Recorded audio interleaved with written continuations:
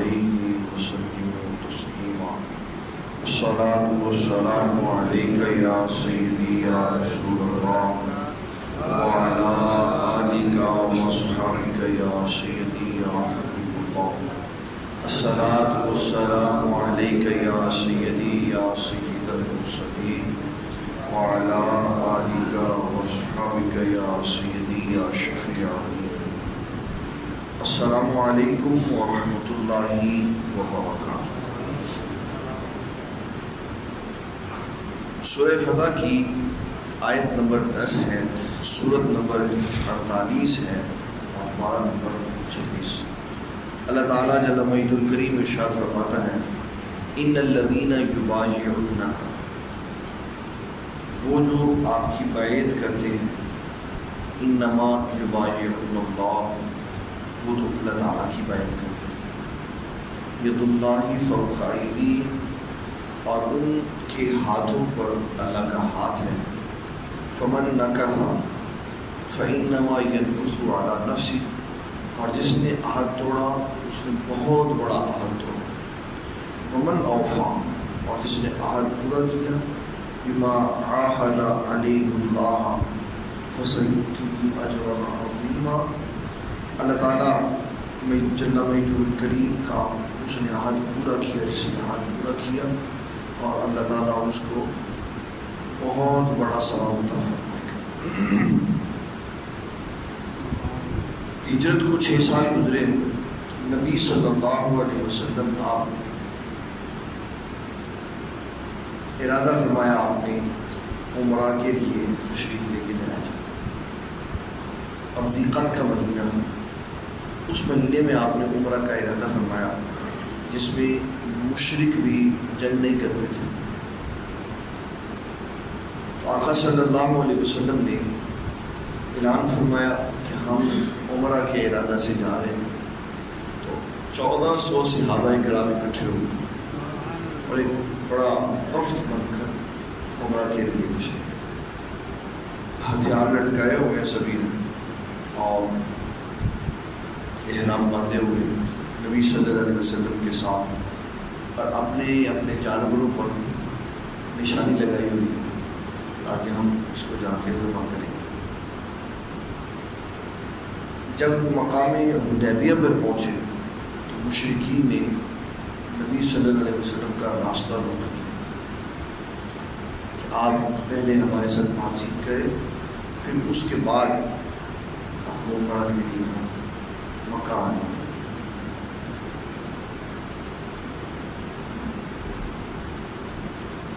وہاں جو نبی اکرم شفیع معظم صلی اللہ علیہ وسلم سے معاہدہ ہوا، اس میں 3 باتیں لکھی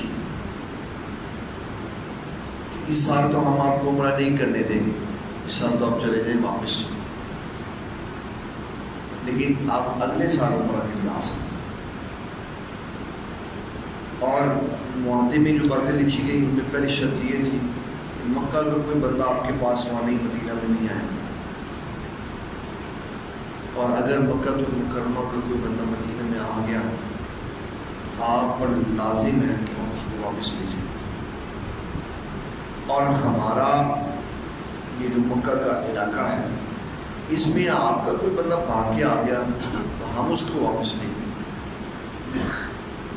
نبی صلی اللہ علیہ وسلم نے فرمایا مجھے معاہدہ منظور، لکھ لو۔ تو معاہدہ لکھا گیا، اور معاہدہ لکھا گیا محمد الرسول اللہ صلی اللہ علیہ وسلم اور مشرکین مکہ کے درمیان۔ آپ صلی اللہ علیہ وسلم نے سیدنا علی المرتضیٰ رضی اللہ تعالیٰ عنہ سے فرمایا کہ آپ معاہدہ لکھیں۔ علی المرتضیٰ رضی اللہ تعالیٰ عنہ نے معاہدہ لکھا، وہ کہنے لگے کہ ہم نے یہ معاہدہ محمد رسول اللہ سے نہیں کرنا، ہم نے تو معاہدہ کرنا ہے محمد ابن عبداللہ سے، ہم تو آپ کو مانتے ہی نہیں۔ نبی صلی اللہ علیہ وسلم نے سیدنا علی المرتضیٰ رضی اللہ تعالیٰ عنہ سے فرمایا علی آپ رسول اللہ کا لفظ کا مٹا دو اس کو۔ سیدنا علی المرتضیٰ کہنے لگے لا امحو کا ابدا، میں تو کبھی نہیں مٹا، میں نے تو کیونکہ میں تو آپ کو اللہ کے رسول مانتا ہوں.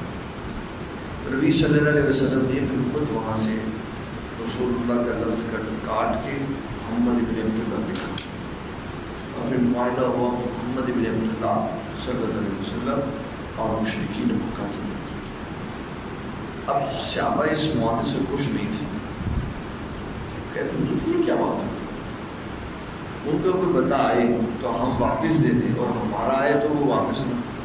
پھر آپ نے ان کو بات سمجھا, فرمایا کہ ہمارا جو بندہ ادھر سے ادھر آئے گا, مکہ سے جو مدینہ آئے گا, ان کا بندہ پاک ہے, اور جو اسلام قبول کر لے گا وہاں ہم اس کو واپس بھیجیں گے تاکہ وہ مکہ میں بھی جا کے کام کرے, اور جو مدینہ سے بھاگ کر مکہ میں آئے گا اس کو ہم واپس نہیں لیں گے. اگر وہ ہمارا ہوتا تو کبھی بھی بھاگ کے نہ جاتا, اس لیے ہم اس کو واپس معاہدہ پہ تو ٹھیک. پھر اس کے بعد نبی صلی اللہ علیہ وسلم نے حضرت عثمان غنی رضی اللہ تعالیٰ عنہ کو مشرکین کے پاس مکہ میں بھیجا. اب جب حضرت سیدنا عثمان غنی رضی اللہ تعالیٰ عنہ مکہ میں گئے, مکہ والے کہنے لگے عثمان غنی آپ آئے ہوئے ہیں تو چلو لگے ہاتھوں عمرہ ہی کر لیں, طواف خانہ کعبہ کر. آپ نے فرمایا میں حضور پاک کے بغیر کعبہ کا طواف نہیں کرتا, حضور پاک کے بغیر کعبے کا طواف. ادھر صحابہ کہہ رہے ہیں حضور عثمان غنی کتنے فائدے میں رہے, چلے گئے مکہ میں, ہم حدیبیہ میں رہ گئے, تو وہ وہاں خانہ کعبے کا طواف کریں, خانہ کعبے کی زیارت. آپ نے فرمایا میرا عثمان میرے بغیر کبھی بھی خانہ کعبے کا طواف نہیں کرا. اتنا اعتماد تھا. جب یہ ساری باتیں ہوئی کہ میں نے رسول اللہ کے بغیر کعبے کا طواف نہیں کرتا, مشرکین نے عثمان غنی کو پکڑ لی, مان دیا. کسی نے یہ بات پھیلا دی کہ عثمان غنی کو شہید کر دیا. تو نبی صلی اللہ علیہ وسلم نے عثمان غنی کے خون کا بدلہ لینے کے لیے اس مقام پر درخت کے نیچے 1400 صحابہ سے بیعت تھی. تو میں اب ہم واپس نہیں جائیں, اب ہم واپس اب خون عثمان کا بدلہ لیں گے. ہم کیا ہوا, ہمارا بندہ گیا تو انہوں نے اس کو پکڑ کے مار دیا, آپ نہیں جائے گا تو ہم خون عثمان کا بدلہ لیں گے. آپ نے فرمایا میرے ساتھ بیعت کرو. اس مقام پر اللہ نے یہ بات فرمائی, مانو یہ جو آپ سے بیعت کر رہے ہیں نا, یہ تو اللہ سے بیعت کر رہے ہیں. اللہ بھی یہی چاہتا ہے کہ خون عثمان کا بدلہ لیا جائے. ید اللہ فوق ایدیہم, ان 1400 صحابہ کے ہاتھوں پر اللہ کا دست قدرت ہے, اللہ تعالیٰ کا دست قدرت. پھر دوسری جگہ پر فرمایا لقد, یہ آیت ہے آیت نمبر 18, لقد رضی اللہ عن المؤمنین, اللہ راضی ہے ایمان والوں سے, ان ایمان والوں سے, اذ یبایعونک تحت الشجر, جب انہوں نے درخت کے نیچے بیٹھ کر محبوب بیعت کی. فعلم ما فی قلوبہم, اور اللہ جانتا تھا ان کے دلوں میں کیا ہے. فانزل السکینۃ علیہم, اللہ نے ان کو سکون اور اطمینان نازل کیا. وَأَثَابَهُمْ فَتْحًا قَرِيبًا, اور جلد آنے والی فتح کی خوشخبری سنائی. وہ کیا خوشخبری کہ محبوب پریشان نہ ہو, آج انہوں نے عمرہ نہیں نہ کرنے دیا تو ہم کعبۃ اللہ فتح کرواؤں, کعبہ فتح ہو. یہ آنے والی خوشخبری کی بات ہے. اچھا, اس میں جو سب سے بڑی اہم بات ہوتی ہے میں اس کی طرف اب آیا. ہمارے ملک کا ایک میجورٹی میں طبقہ جو جن کی تعداد دن بدن بڑھتی جا رہی, کیونکہ علم نہیں آیا. جب علم نہیں ہوتا تو دیکھا کہ ایک آیت قرآن مجید کی کسی نے پڑھی اور اس کے اندر سے اس نے مسئلہ نکال دیا, ہاں یار واقعی ہے. جب علم پڑا ہوتا, جب وہ نگینہ مسجد یا موکر مسجد یا ہفتہ وار تعلیمی تربیتی اصلاحی قرآنی پروگرام میں نگینہ مسجد میں مغرب کے بعد آیا ہوتا نیک بندوں کی صحبت میں بیٹھا ہوتا، ابو بکر مسجد میں نماز فجر کے بعد درس میں اس نے شرکت کی ہوتی، یا ابو بکر مسجد میں 10 دن کا اس نے اعتکاف کیا ہوتا، یا 3 دن اس نے نگینہ مسجد میں لگائے ہوتے، اس کی کیفیت اور ہوتی ہے۔ اور اللہ کے فضل و کرم سے جو بندہ ہمارے ہاں 10 دن اعتکاف بیٹھ کے 10 دن کا چلہ لگا کے جاتا ہے، ایسے اس کے اعتقاد مضبوط ہو جاتے ہیں کہ دنیا کا کوئی بندہ نہیں اس کو ہلا سکتا۔ اب کیونکہ اس نے پڑھا نہیں، تو اعتراض کرنے والے نے جب یہ کہا یار دیکھو کتنی صاف بات ہے، تو حضور پاک صلی اللہ علیہ وسلم نے عثمان غنی کی خون کا بدلہ لینے کے لیے بیعت کی۔ تو اس کا مطلب ہے کہ حضور پاک صلی اللہ علیہ وسلم کو تو غیب کی خبر ہی نہیں تھی۔ اگر حضور پاک کو پتہ ہوتا کہ عثمان غنی شہید نہیں ہوئے بلکہ زندہ ہیں، تو حضور پاک نے کیوں بیعت کی؟ اب تو ہے، جب وہ مکہ میں چلے گئے تو کسی کو بھی پتہ نہیں لگا کہ ان کو شہید نہیں کیا گیا بلکہ ان کو قید کیا گیا۔ ہاں تو ثابت ہوا کہ حضور پاک صلی اللہ علیہ وسلم کو علم غیب ہے۔ یہ اعتراض، یہ سوال ہے جو بے علم آدمی قرآن مجید میں کرتا، صرف اس کا اتنا سا جواب ہے کہ یار یہ بتا دو، بس سے یہ بتا دو کہ اللہ تعالیٰ کو علم غیب ہے کہ نہیں۔ اگر اس کو علم غیب ہے تو اس نے نبی صلی اللہ علیہ وسلم سے یہ کیوں نہیں کہا کہ محبوب کس کے خون کا بدلہ لینے لگے ہیں؟ عثمان غنی تو زندہ ہے، بلکہ اللہ تعالیٰ جل مجید الکریم نہ بھی کچھ کہتا، صرف چپ ہی رہتا تو بھی کوئی بات تھی۔ اس نے تو نہ صرف یہ کہ بات کی بلکہ نبی صلی اللہ علیہ وسلم کے حق میں بات کی کہ محبوب جو آپ بیعت لے رہے ہیں میں اس بیعت پہ راضی ہوں، میں اس بیعت پہ راضی ہوں، اور میں نے بیعت کرنے والوں کے دل پر سکون بھی نازل فرمایا۔ اور محبوب جنہوں نے آپ کی بیعت کی انہوں نے اللہ کی بیعت کی۔ جب خون عثمان کا بدلہ لینے کے لیے یہ بیعت ہو رہی تھی تو کیا اللہ کو نہیں پتا تھا کہ عثمان غنی زندہ؟ وہی کہہ دیتا جبریل کو بھیج کر، جس کے ہاتھوں اس نے آیت بھیجی تھی، اسی کے ہاتھوں وہ پیغام بھیج دیتا، محبوب کون سی بیعت لے لے، کون سی بیعت لے لے، عثمان غنی تو مکہ میں زندہ۔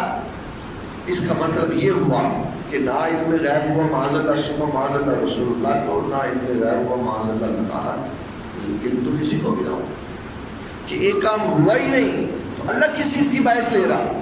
اور پھر وہ یہ نہیں کہ بیعت لے رہا ہے، وہ کہہ رہا ہے محبوب میں بیعت کرنے والوں سے راضی بھی ہوں، اور پھر وہ یہ بھی فرما رہا ہے کہ محبوب جنہوں نے آپ کے ہاتھ میں ہاتھ دیا نا انہوں نے میرے ہاتھ، انہوں نے میرے ہاتھ۔ پھر تھوڑی سی دماغ کی کھڑکی کھلے گی، ہاں یار یہ تو بات اللہ تعالیٰ پہ جا کے لگتی ہے۔ پھر علماء محدثین بتائیں گے کہ اس کی وجہ بیعت کی کیا تھی۔